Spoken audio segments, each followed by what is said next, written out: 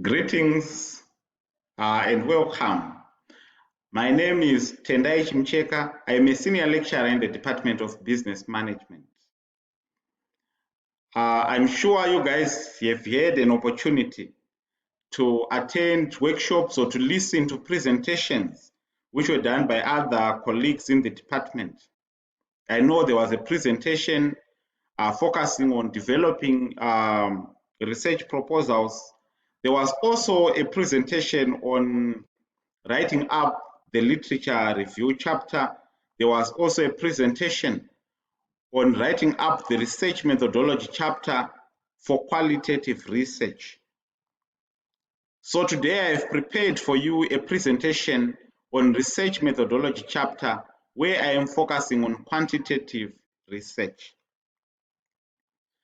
One important thing that I should state is that as you are working on your research projects, as you are working on your mini dissertations or your dissertations, because this presentation is mainly for honors students and master's students.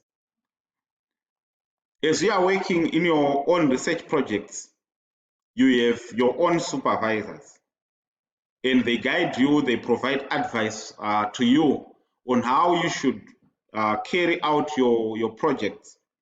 So what I'm presenting today is basically information that generally applies to all those that are focusing on quantitative research on how to write up your research methodology chapter. But it is important to realize that your supervisors will remain important in guiding you in this process. So don't just listen to the presentation and then you start to ask me questions. I will not be taking the role of your supervisor. What I'm just doing is to provide general information which is important for every student in the department. So continue working with your supervisors so that you continue to get that much needed support, that much needed guidance.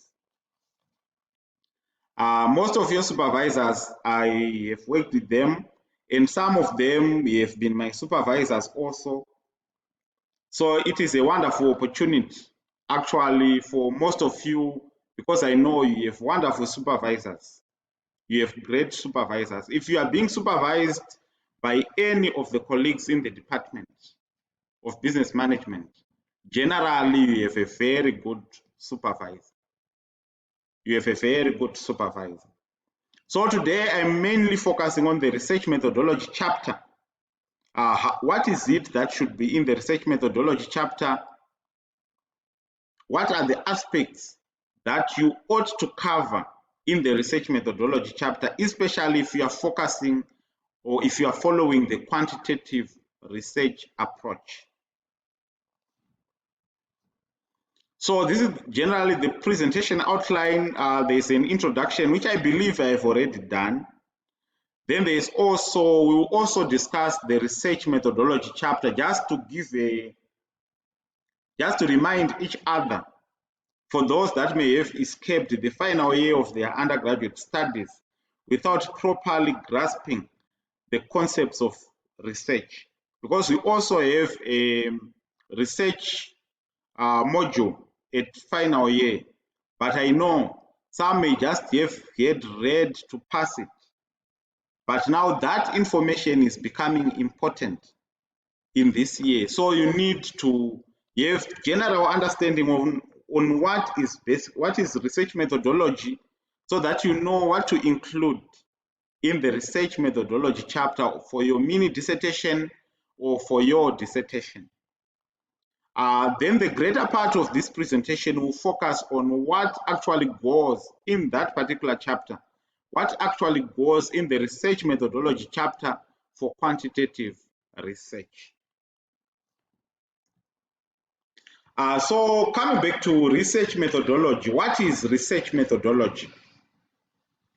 Research methodology basically refers to how a researcher intends to conduct research through detailed methods of data collection, data analysis, as well as interpretation of that particular data that we have been collected. Methodologies also represent outlines for a researcher's studies, as they also help to actually give that indication to anyone else in the world that you as the researcher, you did not just form your own opinions, but you actually engaged in well thought out rigorous processes to reach the conclusions.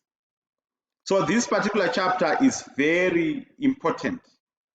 To simplify it also for others, research methodology refers to how researchers actually gain knowledge about the world. If you read text by Henning, you realize that research methodology is mainly about how you actually gain knowledge about a certain aspect or generally about the world.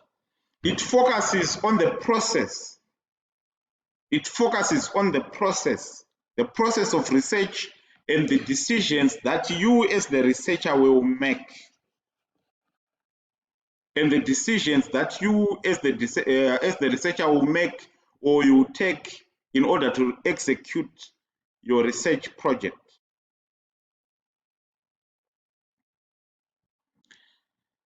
So in simple terms, research methodology includes methods, techniques, procedures that you employ as a researcher in the process of conducting your research design or your research plan, as well as the underlying principles and assumptions that underlie their use. So important to note is the issue of underlying principles and assumptions that actually come with the use of those methods, techniques, or the procedure in as far as research is concerned. The right choice for a research methodology is very crucial, and it remains a crucial decision to perform effective scientific research.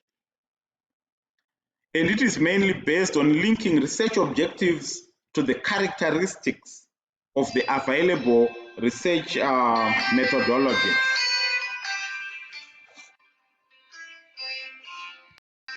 So what I'm saying here is that you don't just need to pick up a certain method, then you say I'm using this particular method, maybe you just pick a certain research approach, you say I'm using qualitative research approach. Then somewhere down the line, you state something else that is not in line with that particular approach, or you choose a certain research method. Then as you explain in your work, you highlight something that is totally contrary to a particular research approach. So it is important to know both research methods, techniques, procedures, as well as the assumptions that underlie the use of those research procedures, methods, be it philosophies or so that when you use them, you actually use them correctly. So this is when the information on research methodology becomes very important. And I'm glad I'm presenting this particular session when you guys have already covered marketing research, advanced marketing research module, where you may actually have covered also all these aspects of research methodology.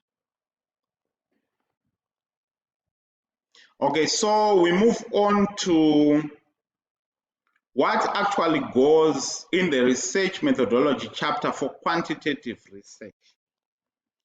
And obviously, I just put the general aspects here for you. We should look at the introduction. Every chapter should have an introduction. There is also research paradigm. We'll talk about it. Research approach, research design. There should be a discussion about the population. Then there is need for the researcher for you to actually discuss about sampling, focusing on both the method, the technique, how the sample size will be determined.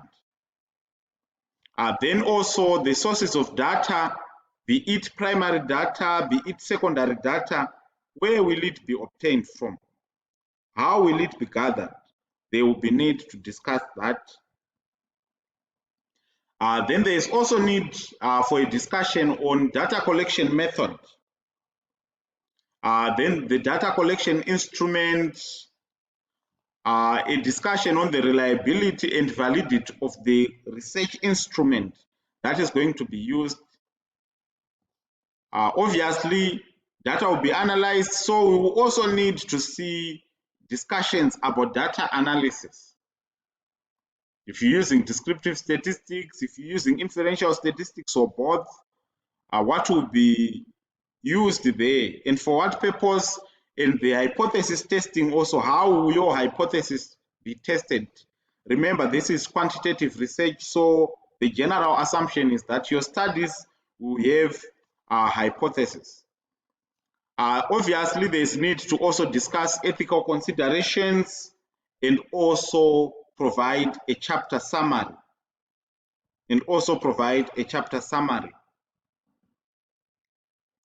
So about the introduction, this is the introduction of the chapter. As I said, every chapter will need to have an introduction. Every chapter should have an introduction. This helps to give an overview of what is to be covered in that particular chapter. So if you are writing a research methodology chapter, you should also alert the reader of what is it that they should expect in that particular chapter. So you don't just start by discussing the processes that you are going to follow when you are writing up your research methodology chapter. You actually need to provide an introduction stating what is it that the reader can expect in that particular chapter. It is also important in helping you as the researcher or as the writer to link this particular chapter with the previous chapter. Remember, when you finally submit your work, it will be a single document. So there is need for coherence, there is need for your work to flow. So the introduction will also help you to link this chapter, which is your research methodology chapter, with the previous chapter that you have presented. Maybe it will be your literature review.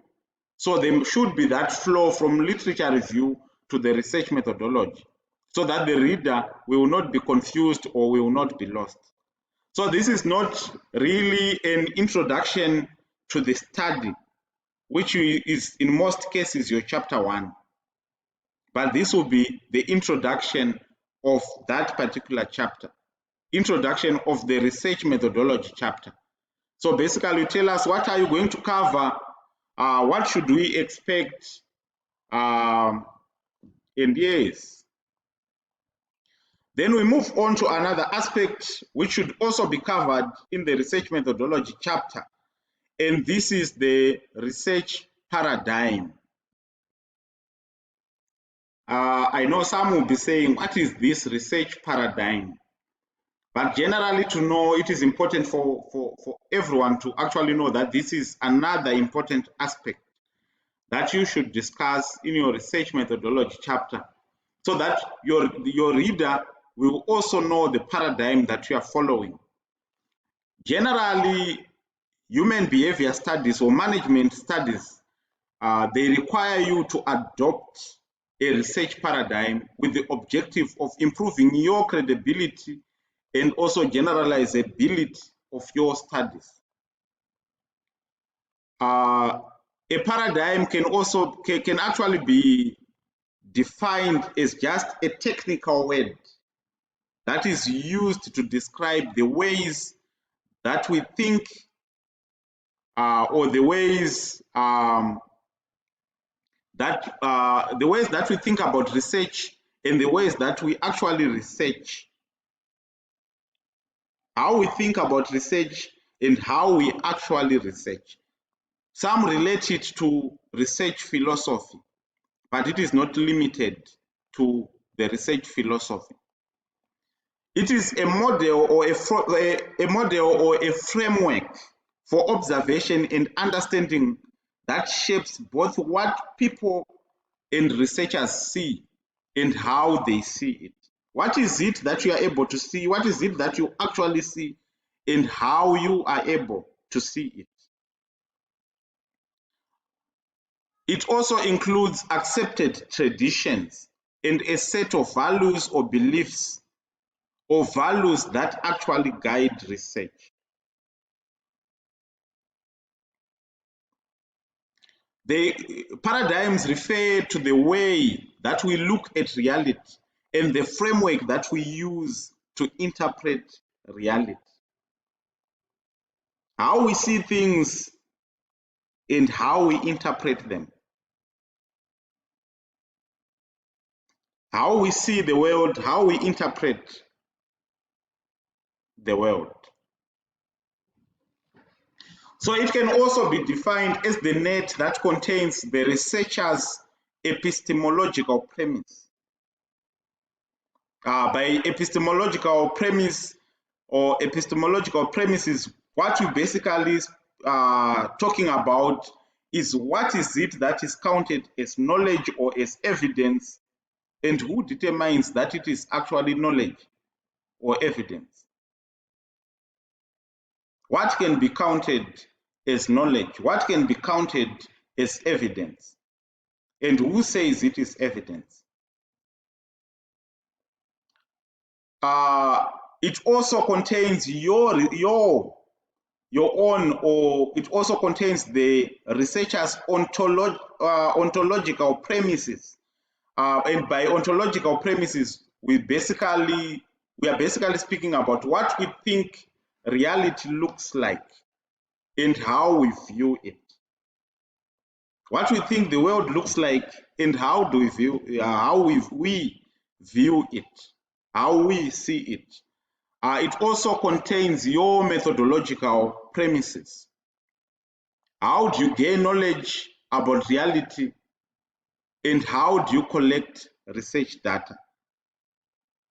So it is important that you actually provide a discussion about the research paradigm so that we know how you see the world as a researcher, how you interpret things as a researcher. There's a textbook that most people cite. I've also come across that textbook in the library.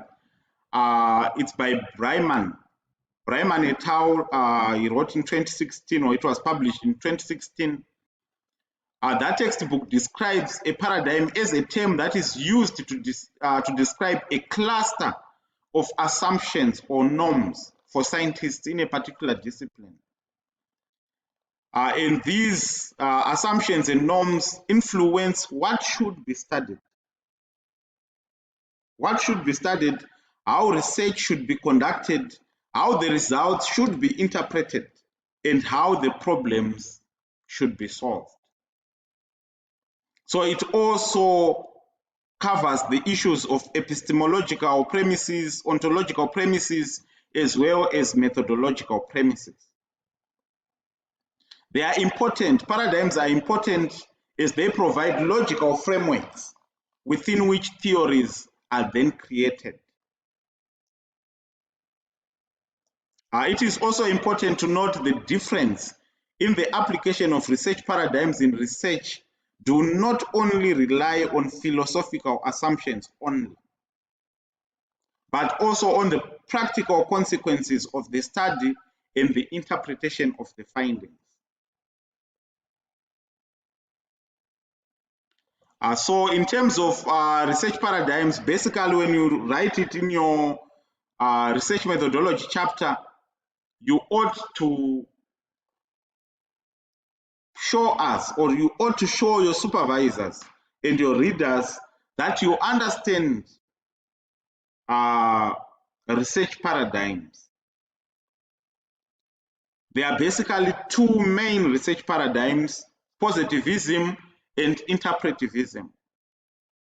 I know there are other research paradigms such as pragmatism, and there is another one for transformativism or transformation. I'm not quite sure. I'm very certain of two main ones, positivism and interpretivism. However, if you are using mixed research approach, you can then go for pragmatism. So when you are writing your research methodology chapter, it is important to show the reader that you have an understanding of what research paradigms are, how they are important for the success of your research. Then you also come out clear to show that this is the particular paradigm that I am following, and you provide justification. Why are you actually following that particular paradigm? So if you say you are following the positivist approach or the positivist paradigm, you should also provide justification. If you say you are following the interpretivist paradigm, you should also provide justification.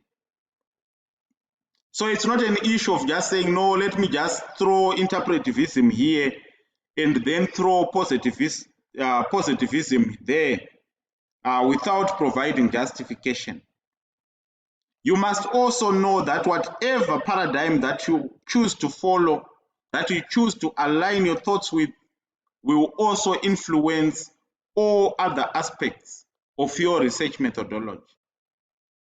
For instance, if you choose interpretivism, you can then not all of a sudden say you will follow the quantitative research approach, because interpretivism aligns with a certain research approach, which is qualitative.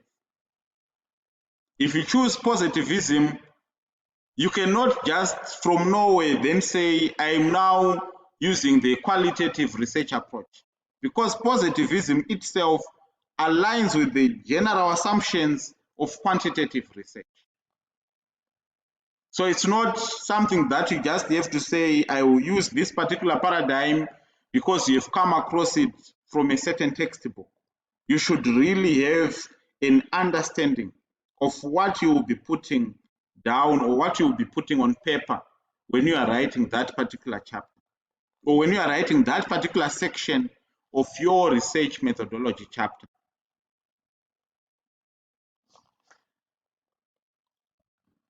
I'm sure in terms of the research paradigm, if there are any questions, we can still discuss those in the chat on Blackboard. We'll create a forum for questions, particularly for this particular presentation, so that we can be able to interact. Then there is also the research approach. Okay, maybe before the positivist, maybe before the research approach, I should just give an overview of the differences between those two research paradigms, which I believe anyway that you should be knowing by now. But it's important for me to just highlight that in terms of positivism, researchers they believe that the social world actually consists of concrete and unchangeable reliability or realities which can be quantified objectively.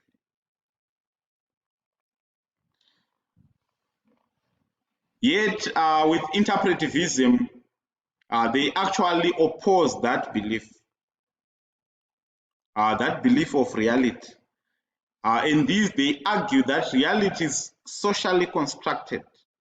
It is constructed by humans, and it can be changed and understood subjectively. So interpretivists actually argue that there is neither universal truth or universal worldview. It is researchers that comprehend, interpret, and understand from their own orientation of reference or outline. But with positivism, an emphasis on objective measurement is actually there. There is that emphasis on objective measurement, and it is assumed that reality consists of facts, and that researchers can observe and measure reality in an objective way. with no influence of the researcher on the process, that is the process of data collection, that you can actually do it objectively without the influence of the researcher.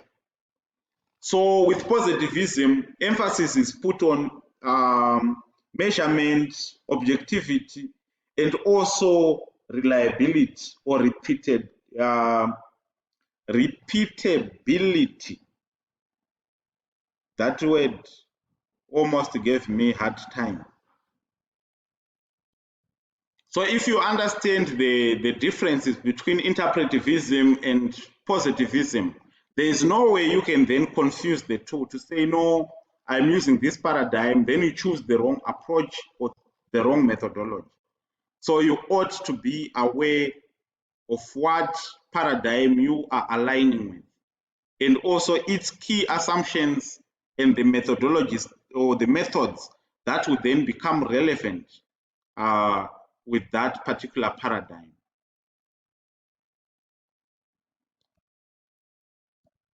Okay, so we move on to the research approach. Research approach can either be qualitative or quantitative. I was about to say it can either be positivism or interpretivism, because I said a lot than I was supposed to actually say with regards to research paradigm. Qualitative research is more about exploring issues, understanding issues, understanding underlying reasons and motivations. But now when it comes to quantitative research, the main aim is actually to establish relationships between variables, and also the use of mathematical or statistical techniques. So with quantitative research, you need to have your clear hypothesis, which you will then test using statistical methods or using mathematical methods. So you also need to be aware of the research approach which you are following. And more importantly, if you are adopting a positivist paradigm, you should know that you will then use quantitative research. If you are adopting an interpretivist paradigm, then you will use qualitative research. And if it's pragmatism in terms of the paradigm, then you can actually use both quantitative and qualitative research approach, which is normally referred to as mixed approach. So in terms of writing up this particular section for research approach, you should also show or prove that you actually understand various research approaches that are available. Then you indicate the one that you are following or the one that you are adopting as a researcher in your particular study, and you provide justification as to why do you think this is the most ideal research approach for this particular project or for this particular study. So it's not an issue of just saying I'm choosing the quantitative research approach and you leave it there. You ought to justify. You ought to justify. It's not an issue of just guessing to say, no, quantitative research has been used so much, so now I think I should put a different word, like mixed approach. You still need to justify. The same thing, even if you follow the qualitative research approach, there is need for you to provide justification. Then there is also the research design. Research design is basically a step-by-step plan that acts as a connection between research questions and the actual process of conducting research. There are three main types of research designs. If you read other textbooks, obviously you will find many, but there are three main types.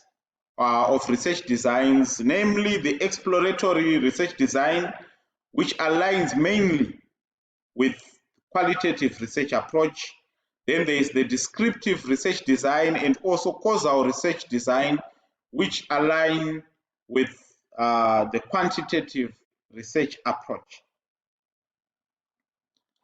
So it is important also to provide a discussion on this section, just to show that you have an understanding of different research designs. Then you indicate the one that you are choosing, the one that you are using in your study, and provide justification. Why do you think that is the most ideal research design in your study or for your study? Why do you think it is the most ideal? Why do you think it is the best one for your study? Then the other important thing, another important aspect in your study also is the issue of population. Population. Basically, I've tried to give different definitions of population, but these are saying exactly the same thing. Population is the total number of elements from whom information is required. The summation of the study elements is basically the same thing. But now in your studies or in your projects, you need to be very clear of who your population is. What is your population? Where are you going to be gathering data? Where, not as in the place, but we're talking of the elements. The elements, your respondents. If there are people, we're talking of the people. So the total number of all those people from whom information is actually required. That will be your population. So you need to know your population. You need to be able to define your target population. You need to be able to state the number of people, the total number of people from whom information will be required. So don't confuse population with sample. We'll discuss sampling in its own section. So there is a section where you discuss population. Then there is a section where you will then need to discuss about sampling, because you cannot collect information or data from every element in the population. So moving on to sampling. Sampling is basically a technique that you employ as a researcher to select a small group, which is obviously the sample, with the intention of determining the characteristics of a large group or population. And you do this simply because it is difficult, or in most cases, it is impossible to actually gather information or to gather data from every element of the population. So in some cases, because of time, because of the costs involved, and other reasons, sampling becomes important. So in this section, where you discuss sampling, it is also important to discuss the sampling method. There are two main methods: the probability sampling method and non-probability sampling method. So you discuss under different subheadings the sampling method that you are following, obviously giving also information or evidence that you actually have an understanding of these sampling methods, and you have made careful selection of the one that you are going to be using. So if you are using probability sampling method, you justify why you are using it. Why you are using it. Although it is the most preferred sampling method, you still need to justify why you are using the probability sampling method. In some cases also it becomes pretty much impossible, or it may actually become very difficult to use probability sampling method, which most of you will prefer. So such situations will force you or will force researchers to use non-probability sampling method. So if you find yourself in a situation where you are using non-probability sampling method, you also ought to justify why it is being used and what will be done to eliminate some of the disadvantages that are associated with non-probability sampling.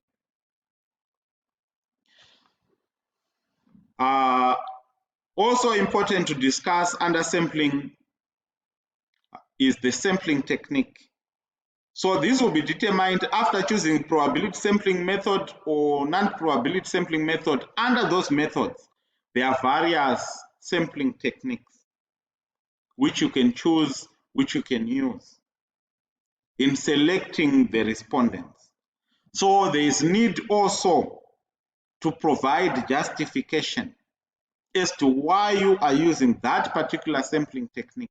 So it's not an issue of just saying because I'm using non-probability, because I'm using probability sampling, so I will use simple random sampling, and you leave it there. No, you need to justify. You need to justify why you are using it. Do you have a sampling frame which allows you to use simple random sampling? Do you have a sampling frame? If you are using non-probability sampling, you can't just out of nowhere say, I will use convenience sampling.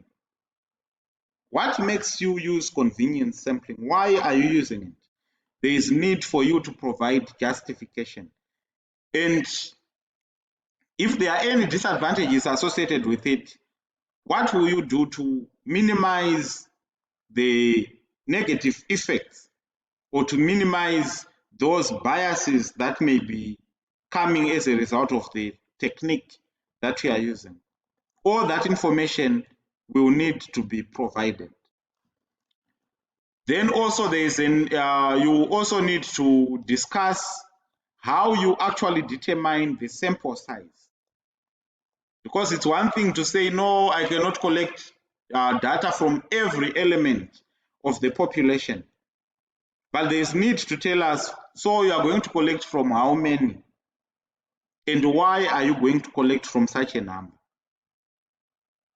So there are different ways of determining a sample size, which I believe you have covered in your final year undergrad research, business research or marketing research, also in advanced marketing research. There are different ways to determine a sample size.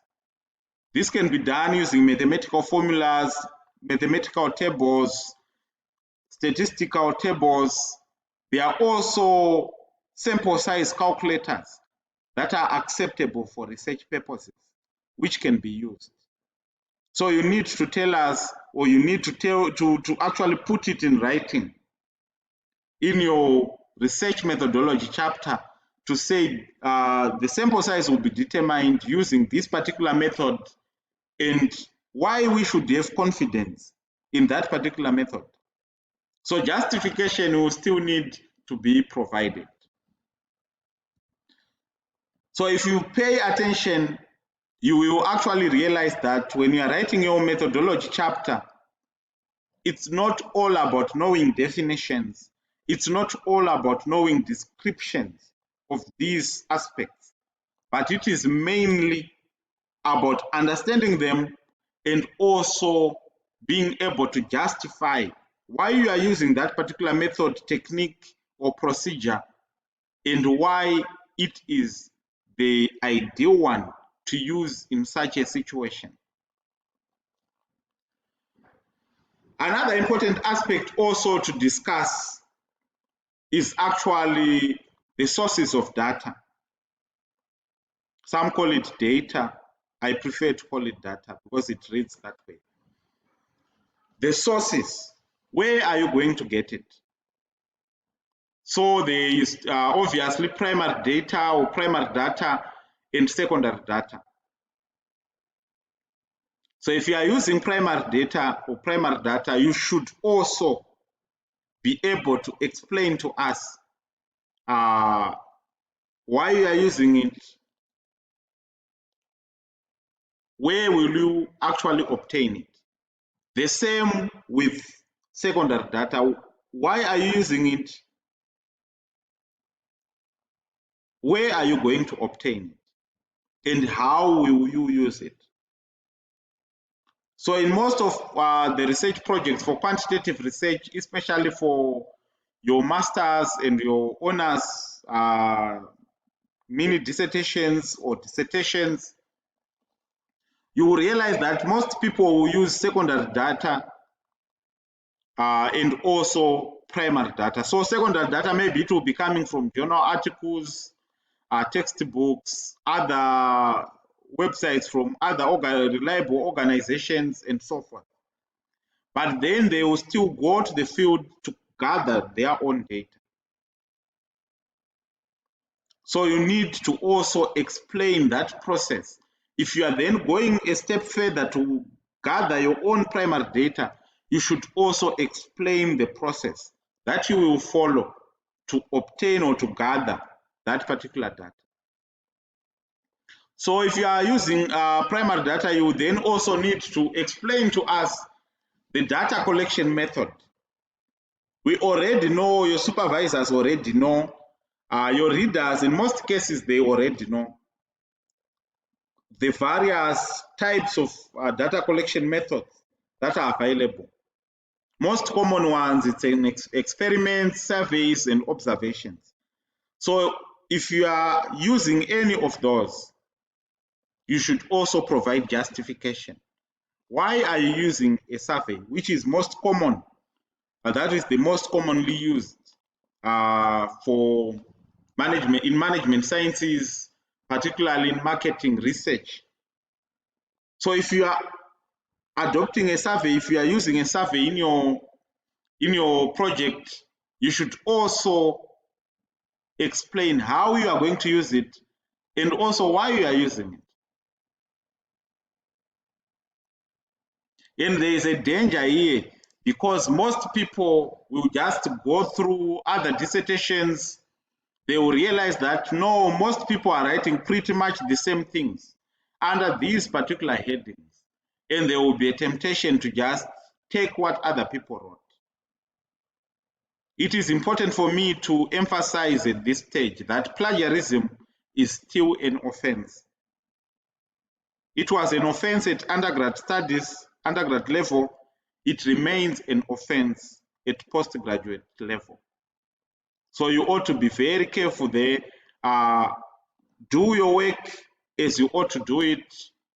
If it's about data collection method, choose the one that you are using, discuss about it, and provide justification as to why you are using it. Why do you think it is the most appropriate in your study or in these circumstances?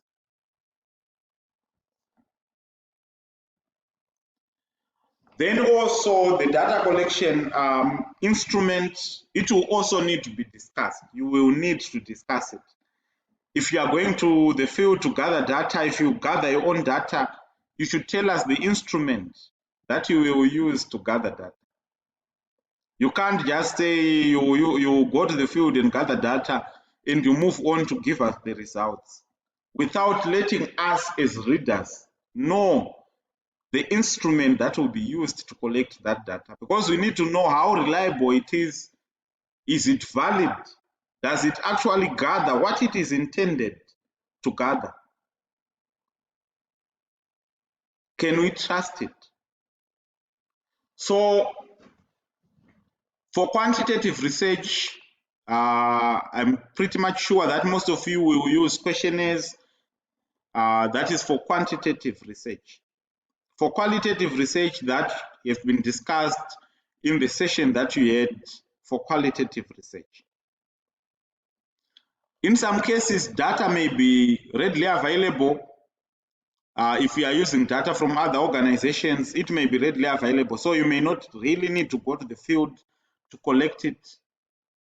But if you are going to the field, it's most likely that you use a questionnaire. But if you are using a questionnaire, you will also need to discuss the scales that will be used in that particular questionnaire. So obviously you may have your variables, your dependent variables, your independent variables. You need to tell us how each of those variables will be measured. So there are scales that may have been developed by other people that were also found to be valid and reliable. You ought to discuss those. Then tell us if you adopted any of those scales in coming up with your own questionnaire. You will also need to discuss the type of questions that you will use in your questionnaire. Are they open-ended? Are they closed-ended? Nominal, ordinal? What kind of questions? Are you using 5-point Likert scales, 7-point, or is it, what kind of questions are you using? For each section, maybe it needs to be disclosed. It needs to be discussed in this particular section of your research methodology chapter. If you are using a questionnaire, also tell the readers how many sections will be in that particular questionnaire and what will be discussed in each of the sections, what will be asked in each of the sections. Then obviously, there's need to discuss reliability and validity of the research instrument.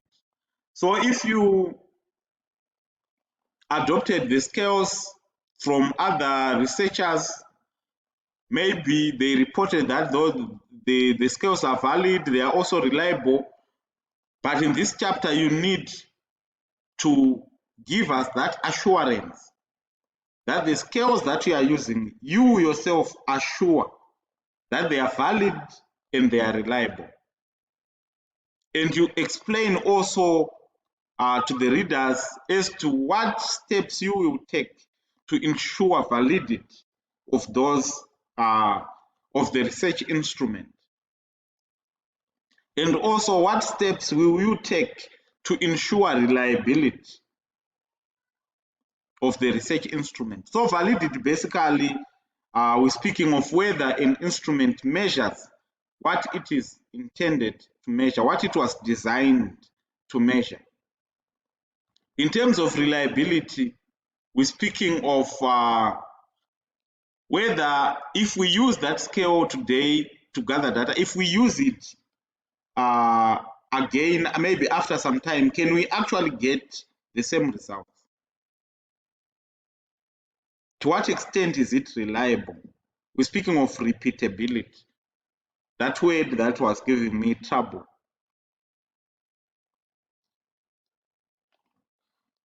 So that needs to be explained. Reliability, in most cases, in quantitative research, we use Cronbach alpha. So you need to also have an understanding of your Cronbach alpha scores. Which ones are acceptable? Which ones are not acceptable? Because that's what we generally use to measure reliability. There may be other methods, other ways, but if you are using other ways, you should also discuss them.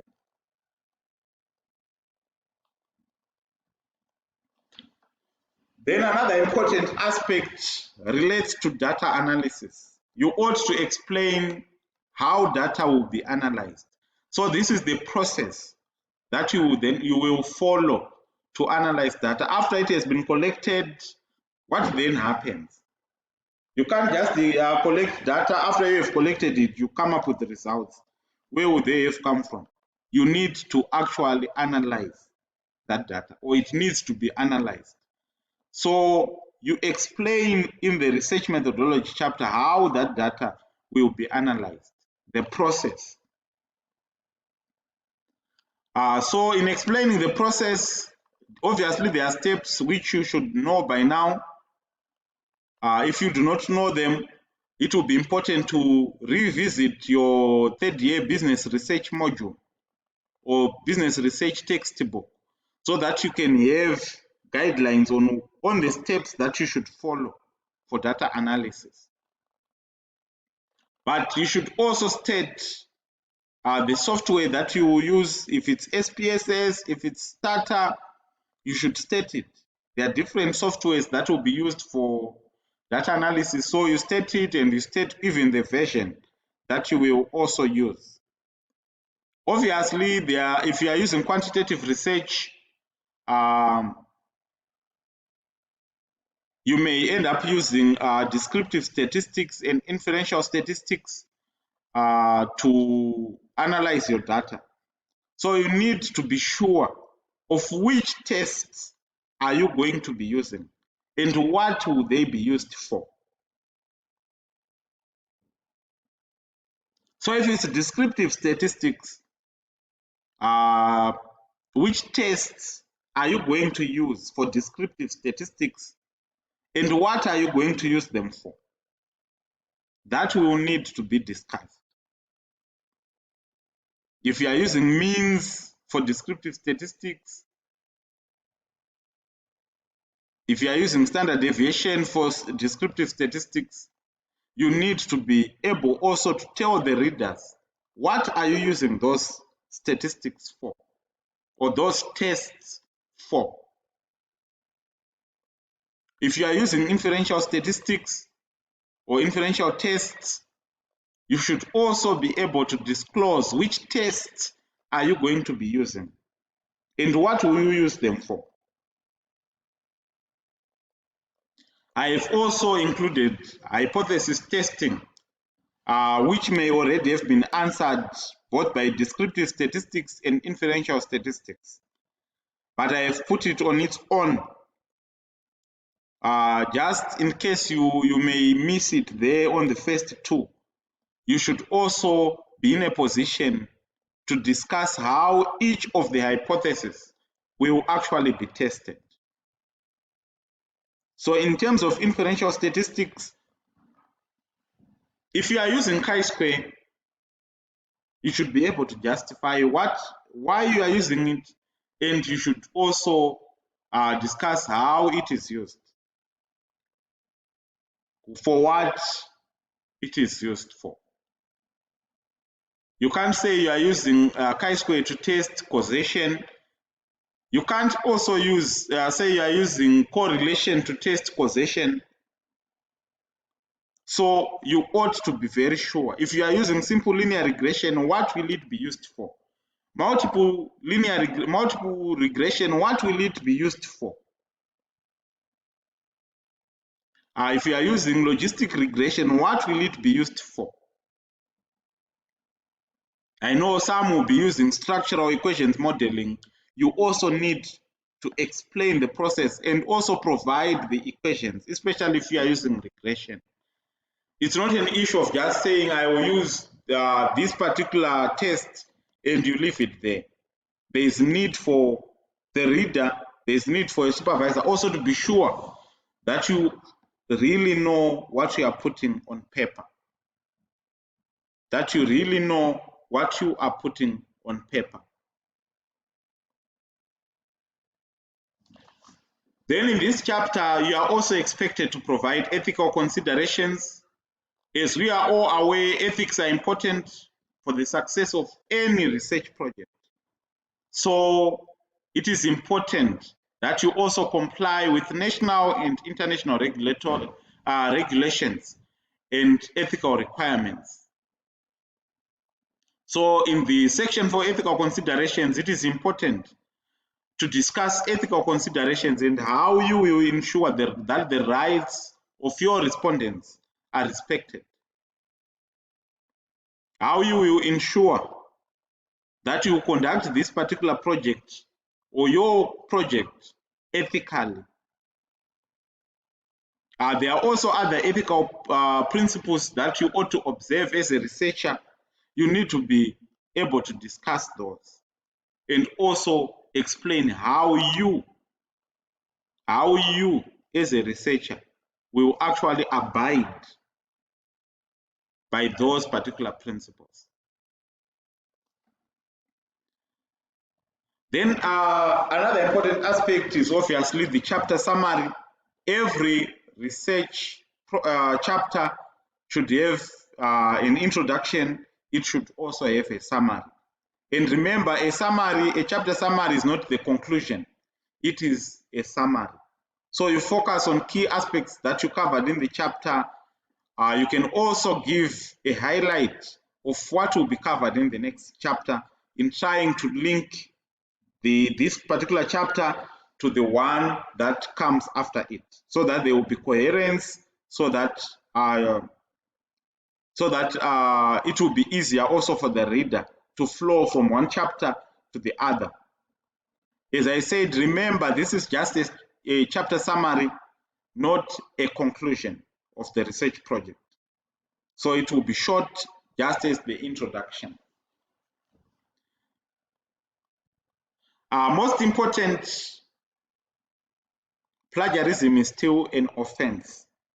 So do not be tempted to just grab someone's research methodology chapter and copy what they wrote simply because you think you are using the same methods, same philosophies or paradigms, and same approach, same techniques. You don't just have to copy. It's not allowed, it's still an offense. Remember, when you are writing the research methodology chapter, it is not all about providing definitions. It is about proving that you actually know what you want to do and you are able to justify why you want to do it. You know what you want to do and you are able to justify why you want to do it. So this is an important chapter because it gives the reader confidence even of your results. Because if the research methodology chapter is flawed, if it is found to be flawed, to have serious errors, and there are serious concerns, it will also have implications on your results.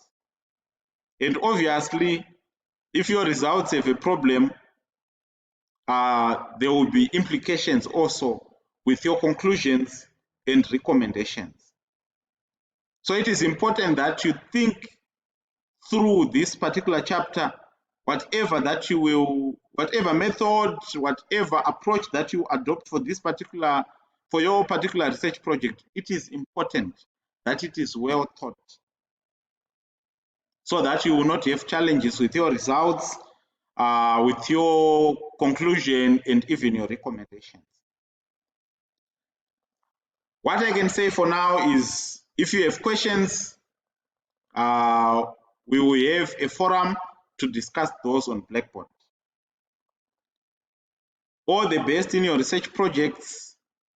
Work well with your supervisors.